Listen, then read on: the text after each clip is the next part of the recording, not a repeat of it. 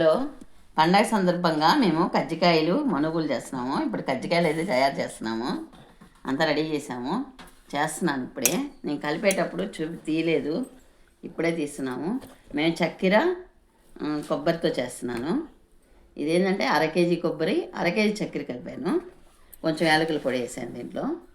మైదా అంతా కలిపేసుకున్నాను. ఆయిల్ కొంచెం వేసుకొని మామూలు చన్నీళ్ళతోనే కలిపాను పిండి.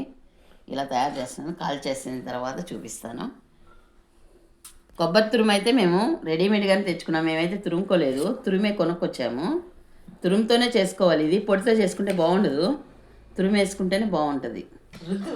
చేసి చూపిస్తాను.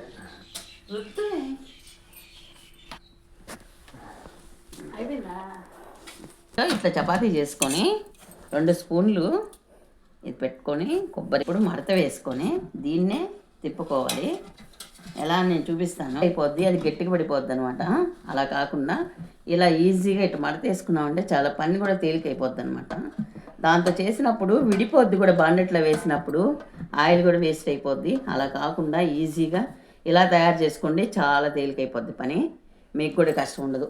దాంతో రుద్దినప్పుడు వేస్ట్ అంతా మళ్ళీ పక్కన పెట్టాలి, హార్డ్ అయిపోద్ది. దాన్ని రుద్దుకోలేక వేస్ట్ అయిపోద్ది. రెడీ అయిపోయి ఇంకా కాల్ చేసి చూపిస్తాను.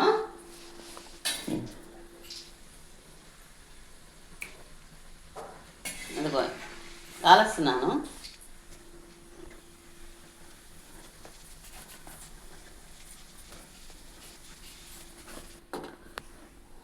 కజ్జికాయలు అయితే రెడీ అయిపోయినాయి మావి.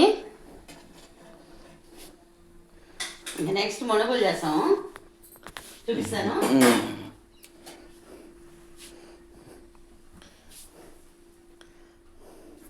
కజ్జికాయలు అయితే రెడీ అయిపోయినాయి, చాలా సూపర్గా ఉన్నాయి. లైక్